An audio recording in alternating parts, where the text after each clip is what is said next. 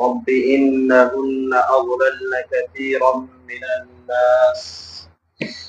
أعوذ بالله من الشيطان الرجيم. بسم الله الرحمن الرحيم. رب إنهن أضللن كثيرا من الناس، فمن تبعني فإنه مني، ومن عصاني فإنك غفور رحيم. ربنا إني أسكنت من ذريتي بواد غير ذي زرع عند بيتك المحرم ربنا ليقيموا الصلاة فاجعل أفئدة من الناس تهوي إليهم وارزقهم من الثمرات لعلهم يشكرون. ربنا إنك تعلم ما نخفي وما نعلن وما يخفى على الله من شيء في الأرض ولا في السماء. الحمد لله الذي وهب لي على الكبر إسماعيل وإسحاق إن ربي لسميع الدعاء. رب اجعلني مقيم الصلاة ومن ذريتي ربنا وتقبل دعائي. ربنا اغفر لي ولوالدي وللمؤمنين يوم يقوم الحساب.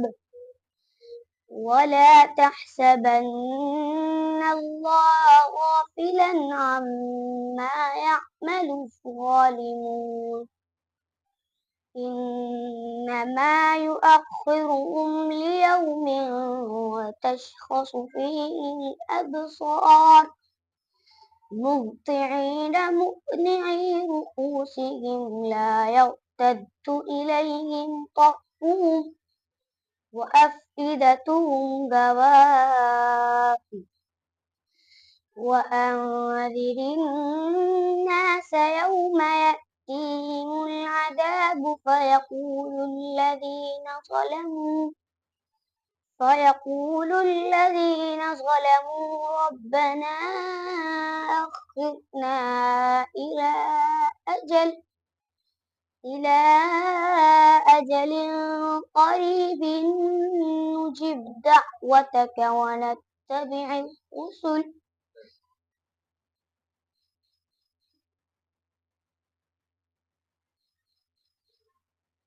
للذين استجابوا لربهم الحسنى. بسم الله الرحمن الرحيم.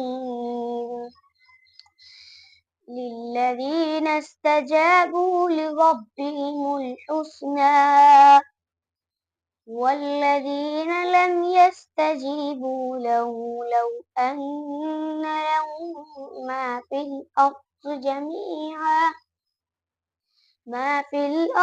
جميعا ومثله معه لافتدوا به أولئك لهم سوء الحساب ومأواهم جهنم وبئس المهاد. أفمن يعلم أنما أنزل إليك من ربك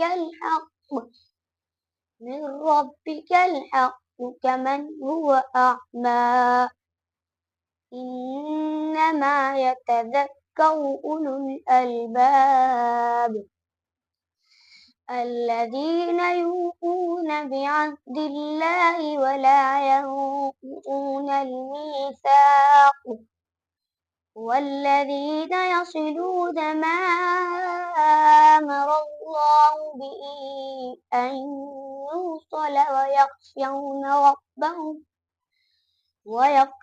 ربهم ويخافون سوء الحساب والذين صبروا ابتغاء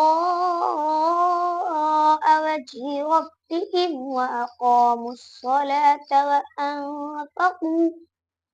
وأنفقوا مما رزقناهم سرا وعلانية ويدرؤون بالحسنة السيئة أولئك لهم عقبى الدار جنات عدن يدخلونها ومن صلح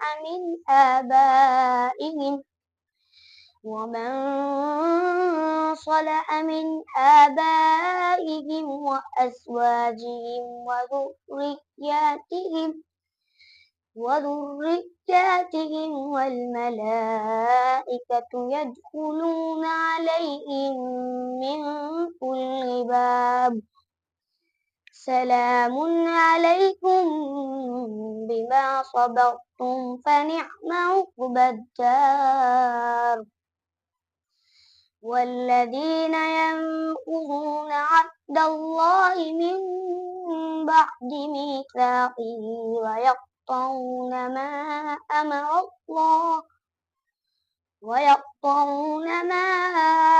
أمر الله به أن يوصل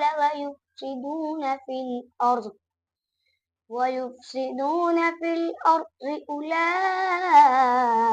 لهم اللعنة ولهم سوء الدار الله يبسط الرزق لمن يشاء ويقدر وفرحوا بالحياة الدنيا وما الحياة الدنيا في الآخرة إلا متاع ويقول الذين كفروا لولا أنزل عليه آية من ربه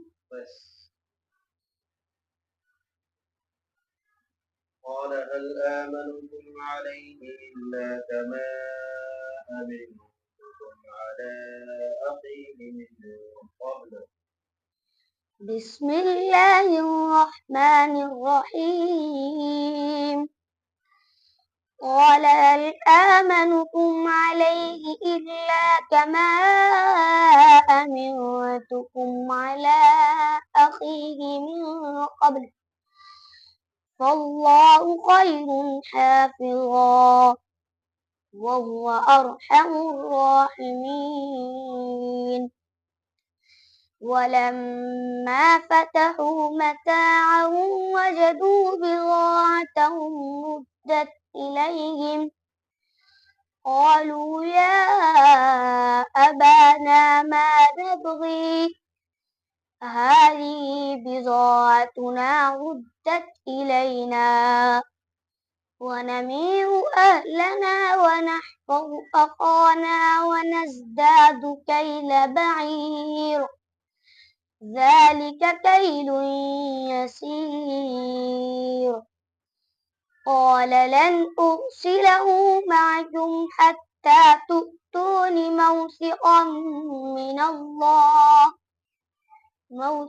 من الله لتأتونني به إلا أن يحاط بكم فلما آتوا موثقهم قال الله على ما نقول وكيل وقال يا بني لا تدخلوا باب واحد وادخلوا من باب واحد وادخلوا من أبواب متفرقة وما أغني عنكم من الله من شيء إن الحكم إلا لله عليه توكلت وعليه فليتوكل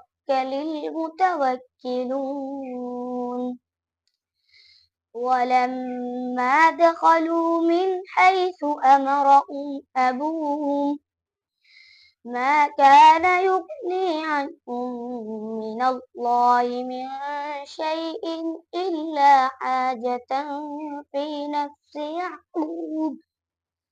في نفس يعقوب قضاها وإنه لذو علم لما علمناه ولكن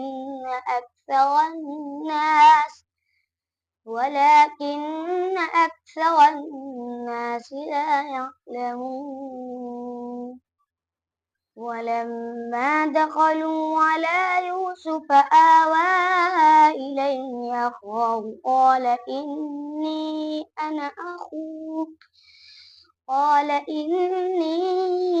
أنا أخوك فلا تبتئس بما كانوا يعملون فلما جهزهم بجهازهم جعل السقاية في رحل